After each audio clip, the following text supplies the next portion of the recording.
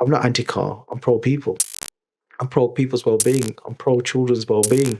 That's Welcome to our podcast called Climate Justice. It's not just ice, it's us, where we discuss with politicians, activists and scientists about the current state of our atmosphere and world and what can be done by us to preserve the earth for future generations. My name is Gloria. My name is Councillor. And we're today here with... Hi, I'm Waseem. And tell us a bit more about yourself and your role. First of all, thank you for inviting me to your podcast. It's lovely to see young people so involved and interested in probably the most important issue of our generation and your generation, which is tackling the climate crisis. So I've got a number of roles. I'm principally a politician. I'm an elected councillor for the area of Lascelles in Birmingham. It was an area I was born and brought up in, lived most of my life in Lascelles. And I've got very strong affinity to that area. I went to primary school there, went to secondary school there. My kids go to school there, so it's my patch, and I'm really privileged and honoured to be the councillor for Lascelles. Between 2018 and 22, I was also the cabinet member at Birmingham City Council for Environment and Transport, where I did a whole series of work, which I'm sure we'll get into later. I'm also the founder of the Clean Air Justice Network, and or the lead conveners for the Birmingham Healthy Air Coalition. So I do a lot of work around tackling the inequity around air pollution, because what we know is that many communities, particularly the poorest in society, the BAME communities, white working class communities, they're disproportionately impacted by the impacts of air pollution, yet they're the least to understand the challenges, and they're the least to act upon trying to address those challenges, and we need to work with them and support them to understand the issues better and to challenge those issues better with the right levels of support. Yeah, thank you so much. So we're going to go into a few questions now.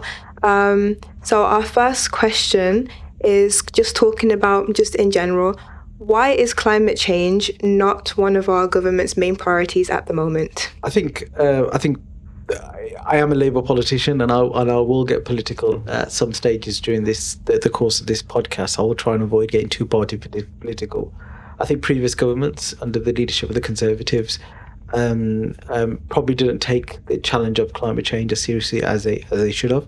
I will commend Alex Sharma, Sir Alex Sharma MP, who is the lead for the government at COP26. I think Alex did take it seriously, but I'm not sure many others in government understood the importance of this battle. What I will say is the two leading politicians right now around climate change are Ed Miliband and Steve Reed. Ed Miliband is the Secretary of State for Environment and Energy, and Steve Reed is the Secretary of State for Environment, Food and Rural Affairs. So obviously he's a different department. I think they're two very prominent politicians who absolutely get the challenge, particularly Ed Miliband, who was previously Secretary of State for Environment in the Gordon Brown government, and has over the years done a lot of work to raise the profile of the challenges around climate change. I think they've inherited a mess. There's real challenges in government. This budget wasn't what most people thought it would be, the Labour's first budget after 14 years, but it just conveys the real challenge that we've got in government to try and balance our books and try to address some of the challenges. But the creation of GB Energy is a major boost. I think that is a really, really positive step from the government, and I've got every confidence that national government will start to take this issue seriously. I think regional and local government right across the country can do a lot more too, and I think part of that is trying to empower our communities to challenge politicians and decision makers like me to do more too, which would in a way, through that challenge we'll see more action from our politicians. Perfect, thank you very much. We're going to go into our second question now, asked by Chriselle. Yeah, so we want to know, what have you done and how efficient has that been? As the cabinet member for Transport and Environment, I was the lead politician in this city, working with amazing officers of Birmingham City Council, but most importantly amazing partners from a variety of different sectors in the city, and most importantly the community. I think I'm probably most well known in Birmingham for the introduction of the Birmingham Clean Air Zone. It's probably the thing that got me the most amount of hate mail. I still get hate mail because of that, but I'm incredibly proud of introducing the Clean Air Zone. I'm incredibly proud of what we've achieved, and I would do it again if I had the opportunity. I think there was a legal obligation on us to introduce the Clean Air Zone to get the nitrogen dioxide levels to legally compliant levels, but there's also a moral obligation, because in our city up to 1,000 people are dying prematurely each and every year because of air pollution. And we need to really step up and address the challenges around air pollution. So during my time, we introduced the Clean Air Strategy too, which looked at not just the clean air zone. I always say the clean air zone, the start of our fight back against pollution in Birmingham. But there's a whole series of other things that we need to do, which are which come in the Clean Air Strategy. And one of the key things within that strategy is working with partners to ensure that we've got right levels of monitoring of air pollution right across our city, to ensure that communities understand the battle they face. And one of the things I committed to do, which is still being rolled out, is a monitoring station, an air quality monitoring station in every single school in Birmingham, and the data available for that as open data, so parents and the school community and children can access that data to understand how good or bad air pollution is right across our city. The other thing, in 2019, April 2019, I declared a climate emergency in the city after a lot of campaigning and lobbying, particularly by the youth climate strikers, young people who would every Friday come into Victoria Square, just around the corner from where we are right now. Started off with a few dozen, went to hundreds. In the end, there were thousands there. Politicians wanted to be pictured with them. Politicians wanted to be seen with them because it was fashionable to be seen with them, but it needed action. And that's where the council came together. There was a motion in the council which was signed up by all the parties. And as the lead politician in that particular area, I declared a climate emergency, working with all those political parties, and then chaired the Birmingham City Council Route to Zero Action Group, which focused on bringing partners together, because declaring the climate emergency and setting that target of getting carbon neutral by 2030, or as best possible around that date, just didn't need the city council working on its own. It needed the city to be part of that movement. And that piece of work had community partners from universities involved. All three major universities from Birmingham were part of that. We had representation from the business sector, including from the Local Enterprise Partnership and the Chamber of Commerce. We had community organisations on there. We had faith organisations on there. Very important, we had young people on that group too. And I thought it worked really well. We had an action plan put together. But because of recent challenges with Birmingham City Council, very publicised recent challenges, I don't think, without being too critical of the colleagues who are now running that area of work, I don't think we've really done as much as we should have in this area. And that I appreciate they've got competing challenges, but this is such a huge area of work, and we really need to step up on it. And we need to stop looking inwards and start looking outwards into the city and engaging with our communities. They're our biggest asset, in particular our young people. And I want to see how we start to, not just on this, but on the wider work in the council, how we start to engage more with young people, to get them to engage with them and to make them part of the decision-making process. And then more recently, I've helped set up the Clean Air Justice Network, and now we've got the Birmingham Healthy Air Coalition, which is part of a national framework where you've got major charities, environmental charities, health charities, transport charities, and organisations all coming together to lobby decision makers, politicians in government, national, regional, and local government to take stronger action on air quality. And we're leading the work in Birmingham. And we brought together, I think there's over 30 organisations that are currently part of this movement to try and collaborate to bring about change in the air quality sector. Thank you. You mentioned lobby decision makers. Could you just explain what that means, please?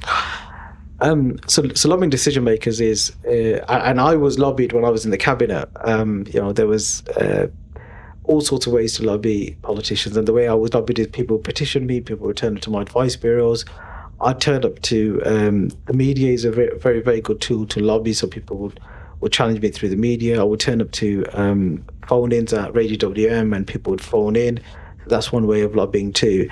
And then the youth climate strikers are they ran a fantastic campaign and got all us politicians against the ropes in a way to declare that climate emergency. And what happened was they consistently turned up in the thousands, and then turned up to local advice bureaus, challenged councillors, made councils understand the importance of this work. And when You turn up on your own, that's brilliant, but when you turn up in your hundreds and then in your thousands, that shows a real impact. And if it matters for young people in our wards and across our city and across our country, we as politicians have to react. So there's a whole series of ways of doing that, and writing to politicians, challenging them on social media.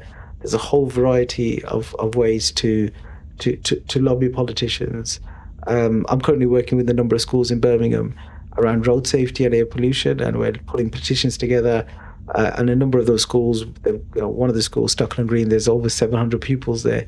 So if we got a petition signed by 750 pupils, and a sibling of that child, or a parent of that child, or a carer of that child, suddenly you've got a petition signed by 1,500 people.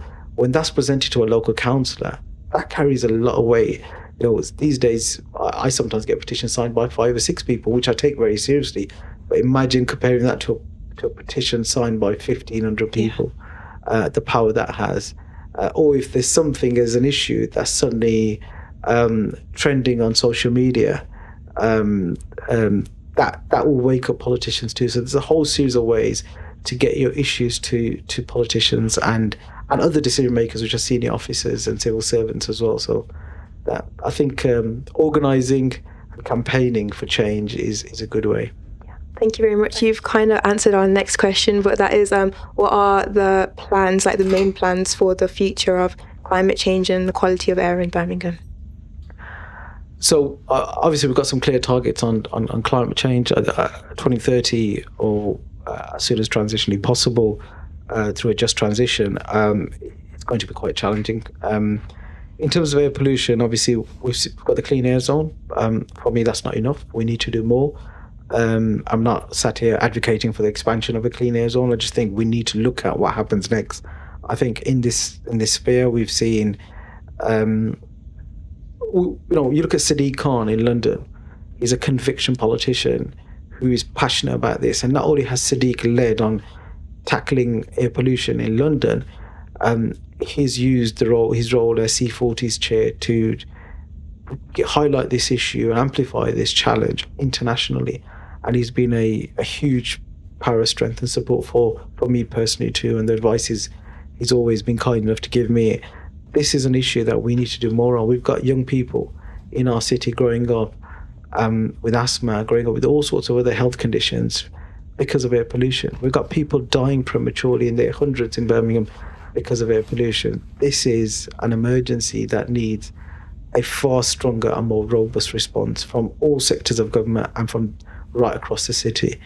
And for me, and I'm putting on my hat now as the founder of the Clean Air Justice Network, we will campaign in every single neighbourhood. We will organise communities in every single neighbourhood, particularly in those neighbourhoods where we know people are most disproportionately impacted. And we want to, first of all, it's about educating people about the challenge of air pollution. I've got this glass of water in front of me. It's a clean glass of water. I'm drinking from it. If this had dirt in there, I wouldn't be drinking from it. In the same way, people, if they could see the dirty air that they breathe, they would not be breathing that air. They'd be looking for alternatives. They'd be masking themselves up. But because you can't see it and because you can't smell it most of the time, air pollution is not at the forefront of our minds, and we don't really understand the impact that has. So this is about educating our communities, particularly our young people, about the challenges that exist, and then organising as communities to challenge decision makers, to challenge councillors, to challenge MPs, to challenge ministers, to challenge the regional mayor, to say, what are you going to do about this problem? Because the poorest in society are the worst hit by air pollution, yet they get the least amount of support. So this is about organising. Without organising and without empowering communities, we're not going to bring about that change. Very important, yeah. So we know that the most deprived areas are close to the city centres where there is the most pollution, and that it's directly linked to health inequality. So what we want to know is what can be done to change this, and how can protect the most vulnerable people in our city centres? Really important question. It's kind of, as a politician, I sometimes think what motivates me the most to stay in politics and to stay in activism, and it's that question. It's how do we support those most vulnerable in society to tackle challenges, and air pollution is one of those key challenges that is fundamental to to me. First of all, as I just said, it's about education. It's about making people understand the challenge that they face. Then it's making decision makers understand the battle that exists. I've often said that some of our communities are being left behind. Some of our communities are being deprioritized, and that shouldn't be happening, and it must not happen, and we need to address that. And for me, some of the most deprived in our city haven't received the right levels of support from national, regional, and local government to tackle these problems. So part of the motivation around introducing the clean air zone, when we introduced it, was around supporting those most vulnerable. I know we've got an affluent city centre, and many people would often refer to the clean air zone as a city centre project. But if you actually look at the area that's covered by the clean air zone, it's far bigger than the core city centre. It's actually all the area within the middle ring road, and that's got areas of Newtown, Ladywood, bits of Nechells in there, bits of Highgate in there. And in those areas, there's masses of inequalities, unfortunately, in our city. So this is about improving air quality in those areas, and air quality has improved in those areas. There's a lot more to go. The clean air zone's aspiration was to get to legally compliant levels of NOx, whereas the World Health Organization's prescribed and acceptable levels of air pollution are a different challenge in itself, and the national government really needs to revisit the current legislation they've got around what is acceptable in this country or not. And they need to, as far as I'm concerned, they need to look at how the current legislation is in line with World Health Organization targets. So there's a whole, and what we've seen over the years is there's been a lot of research done by respected institutions, including universities, around the link between air pollution and a whole series of illnesses: asthma, dementia, heart challenges, diabetes. There's a whole series of health challenges that are linked to air pollution, which impact substantially on certain communities. We know that there's real challenges, say, in the South Asian community around diabetes. I've been on type 2 diabetes for most of my adult life, and that's something that's really common.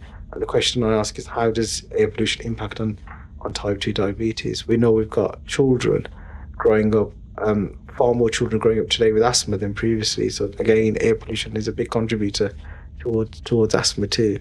So I think there's a level of priority we need from institutions to invest into primary care services, health services that tackles these challenges and put air pollution right at the heart of that.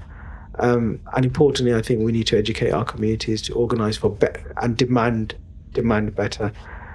And we need organisations to sort of respond. Whilst the clean air zone's been a positive, has had a positive advantage and a contribution to some of the communities you've talked about, that there are areas in Birmingham where you've got large deprivation, many inequalities that haven't benefited from the clean air zone. So we need other policies and other changes to infrastructure that will positively impact on the challenges around air pollution too.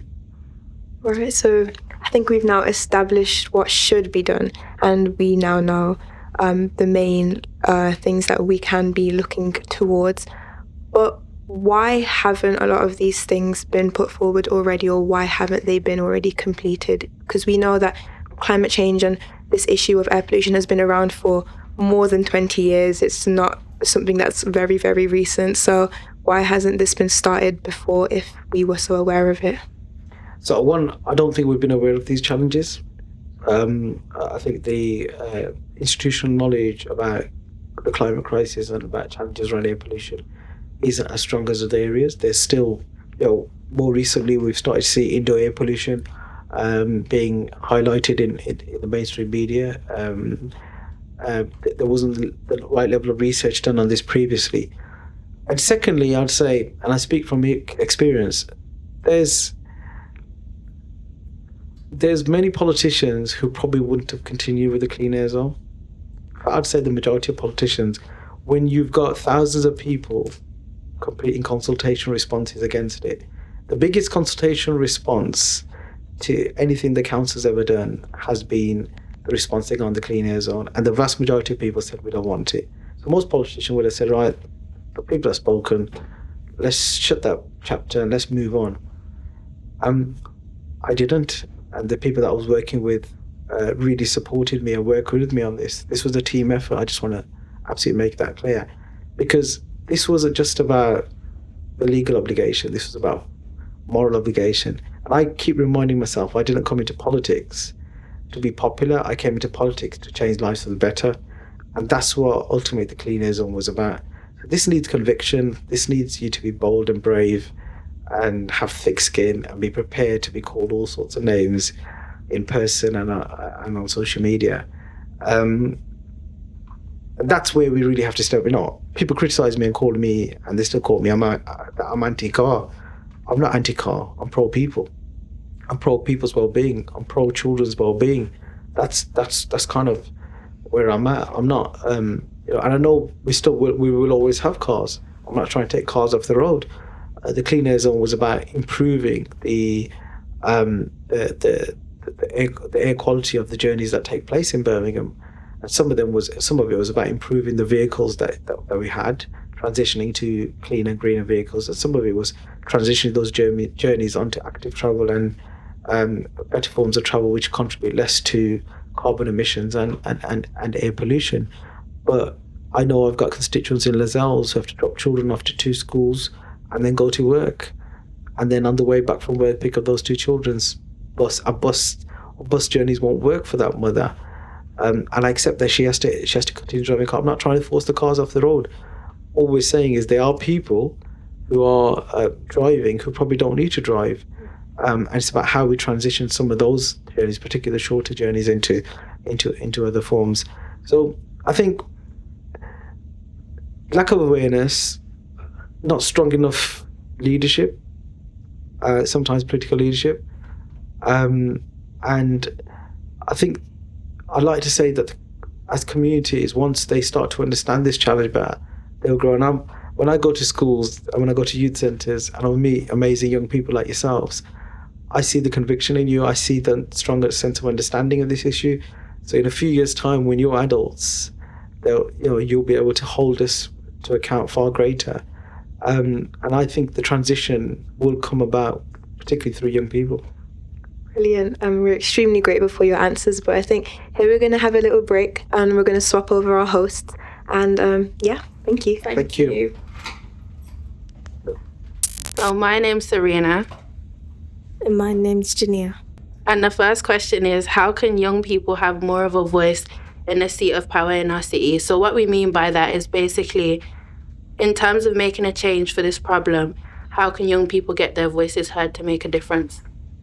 I think, first of all, politicians need to recognise that young people are the most important asset in this city, and we need to invest not just money into and services that support young people, but our time towards young people too. And I do that. I'd like to think that I spend a lot of time in schools across Lascelles and beyond, and youth centres, and the amazing youth projects such as BLESST, working and talking and engaging with and listening, importantly listening to young people, because politicians, the decision makers, have a real challenge around listening. Too often we just go in, talk to people and then leave, but we forget to do the important bit, which is listening to young people. I think the perfect example of how, and I've touched upon in this interview already, how young people really brought about change was the youth climate strikers making Birmingham City Council, and the Birmingham City Council political leadership at that time declared the climate emergency. That was a huge step, and that was all manufactured and organised by young people, speaking up, organising, getting organised in their thousands outside Victoria Square on Friday afternoons.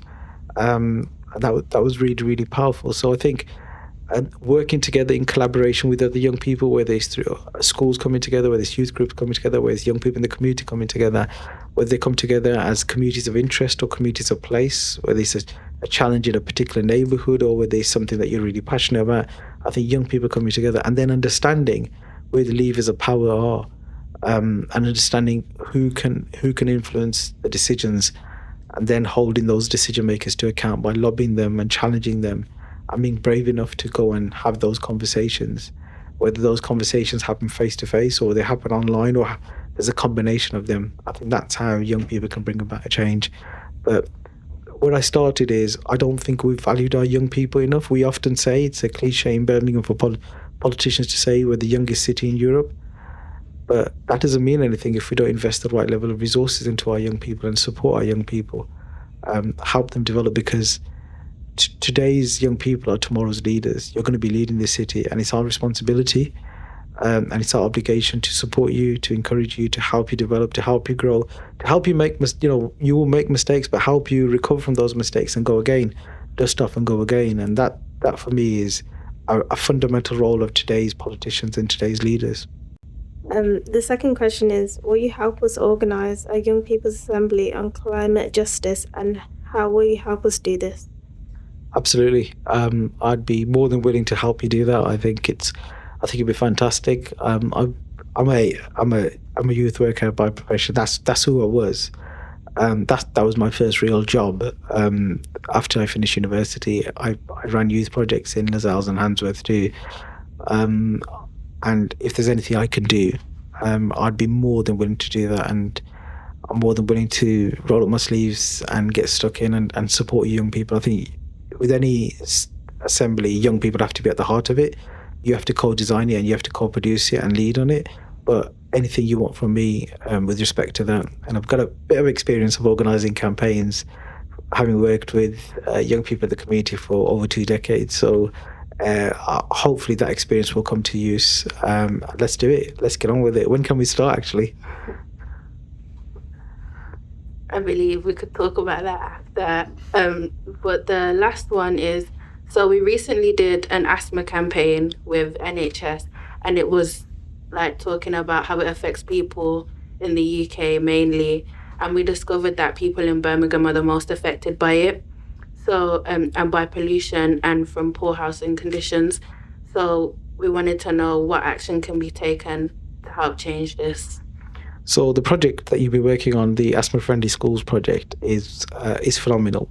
It's come out of a very senior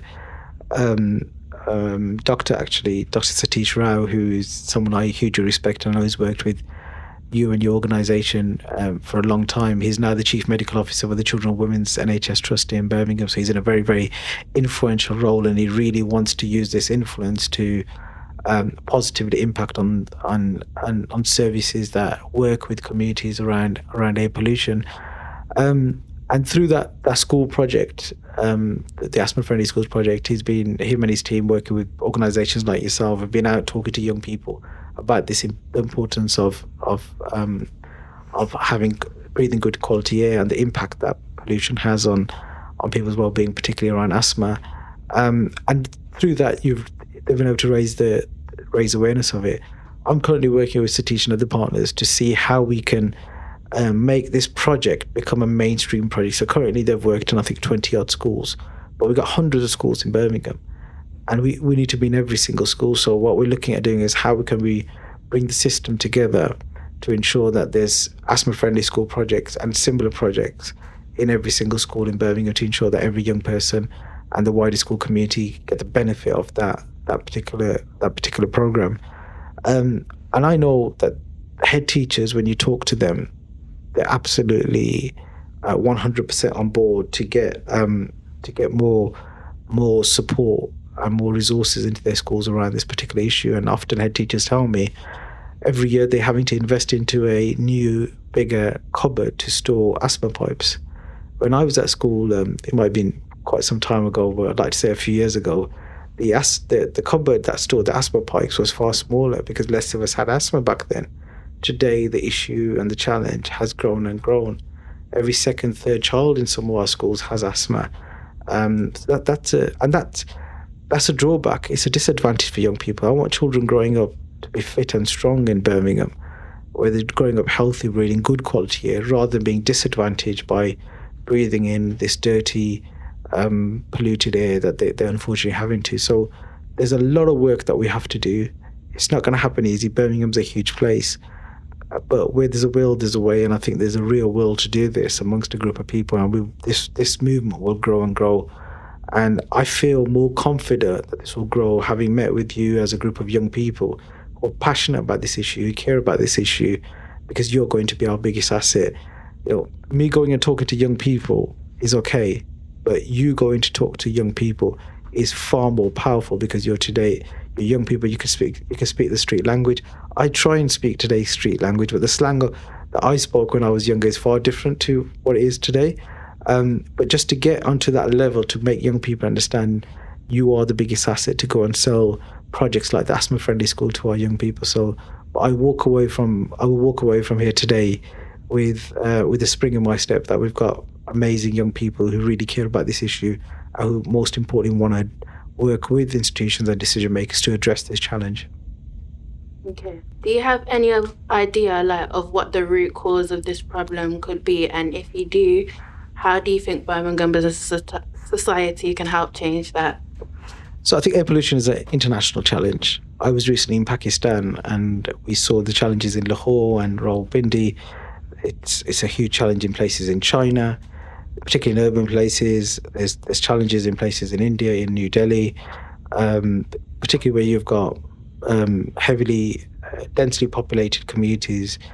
You've got a challenge. Transport is a big contributor to air pollution, and particularly old diesel vehicles. And it's just the way people move. And Birmingham has historically been known as as a motor city. Many of our decisions around the way that this place where we are here in Victoria Square looked very different 10 years ago, looked extremely different 20, 30 years ago. And back in the days, many of the decision making that was done, car was king rather, and everybody made decisions about what roads look like, what places look like, what neighbours look like, based on cars, and allowing cars to dominate our roads. But we need to transform the way that our neighbourhoods are designed to promote the way that people can get about. So people should be able to walk from one side of the road to the other side of the road in a safe way, without having to do a carriageway going right through the heart of their community. The same way, we need to improve the cycling infrastructure that we've got in our city. We need to make sure our buses are more reliable through more bus lanes and bus gates, giving them priority over cars in our city. And then we'll have less of a need for cars. In London, because you've got such an amazing public transport system, you can get about without a car. In Birmingham, because our public transport system is not fit for purpose, you can't get from one side of the city to the other in less than 2 hours at peak times. So you're going to have to look at alternatives, and the alternative to go to, the default position for too many people in our city is, unfortunately, car.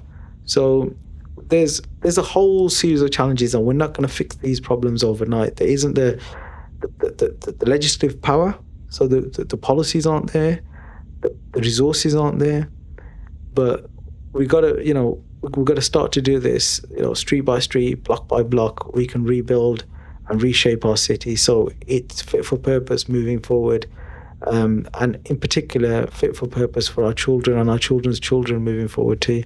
The decisions we make today will have a positive or negative impact on our future generations, and that's why we have to be bold and brave and do the right thing today to protect our environment.